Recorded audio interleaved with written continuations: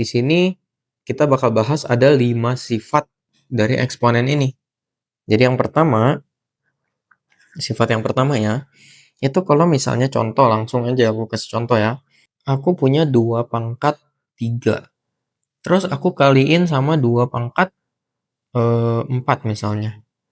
Nah, ini kan kalau kita jabarin gimana? 2 pangkat 3 itu kan 2 kali 2 kali 2. 2 pangkat 4 itu kan 2 kali 2 kali 2 kali 2. Nah, jadi ini ada 4, ini ada 3 nih. Kalau kita totalin jadi ada berapa? Berarti 2-nya jadi ada 7 kali. Jadi kamu bisa bayangin di sini 2 pangkat 7. Anggapannya kayak pangkatnya ini ditambah nih. Di jumlah 3 tambah 4 jadi 7. Jadi dari pengamatan kita ini, kita bisa lihat berarti kalau kamu punya A pangkat ya. Kalau kamu punya A pangkat B gitu ya, dikali sama A pangkat C, berarti pangkatnya di jumlah B tambah C. Itu. Ini bawahnya harus sama ya, A sama A, baru bisa berlaku. Yang kedua, gimana kalau misalnya dibagi sekarang A pangkat B dibagi A pangkat C? Ya, misalnya contoh langsung aja nih. 2 pangkat, misalnya contoh ya, 2 pangkat 5 kita bagi sama 2 pangkat 2 misalnya.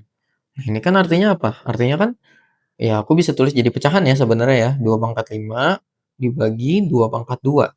Pembagian itu kan sama aja pecahan. Nah, di sini 2 pangkat 5 berarti 2-nya ada 5 kali. Kayak gini. Terus 2 pangkat 2 itu 2-nya ada 2 kali. Nah, ini ada yang sama nih. Jadi aku bisa sederhanain sebetulnya. Ya. Jadi ini ada 2 kali 2 sama ini ada bawahnya 2 kali 2.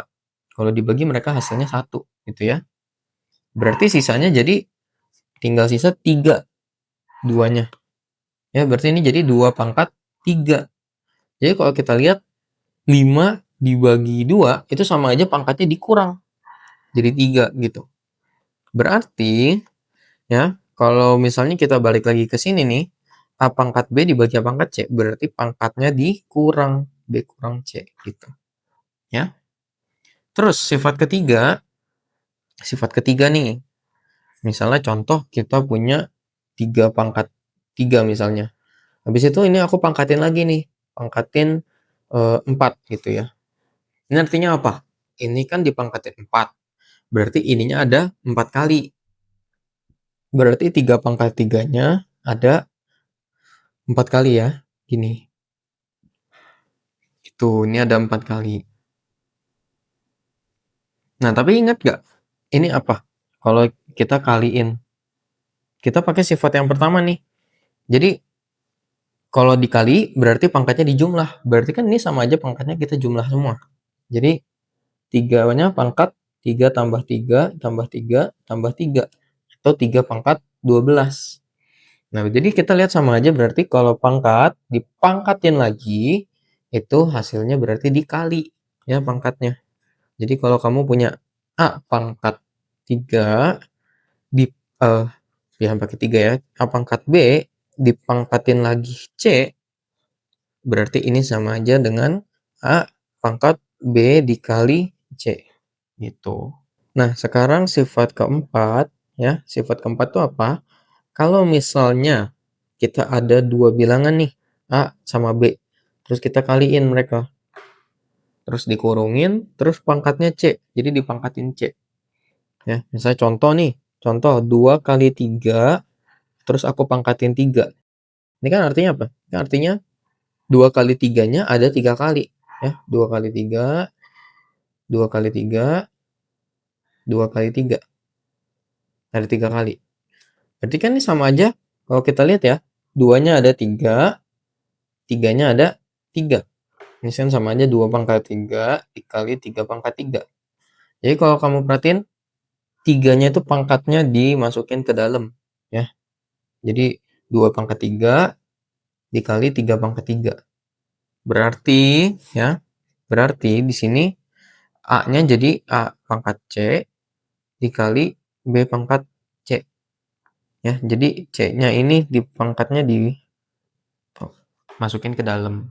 Ini juga sama kayak ya aturan kelima. Kalau misalnya kamu punya pembagian, jadi A dibagi sama B, terus dua-duanya dipangkatin C. Ini sama juga ya. Berarti yang atasnya kita pangkatin C, yang bawahnya kita pangkatin C juga gitu ya.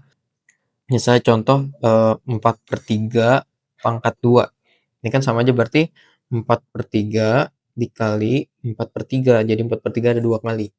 Ini kan sama aja 4 kali 4 dibagi 3 kali 3. Gitu ya.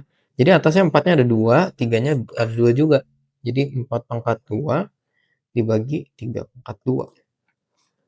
Makanya aturannya begini. Jadi pangkatnya dimasukin ke dalam juga. Sama. Gitu. Gitu ya. Jadi kurang lebih ini 5 sifat eksponen kita.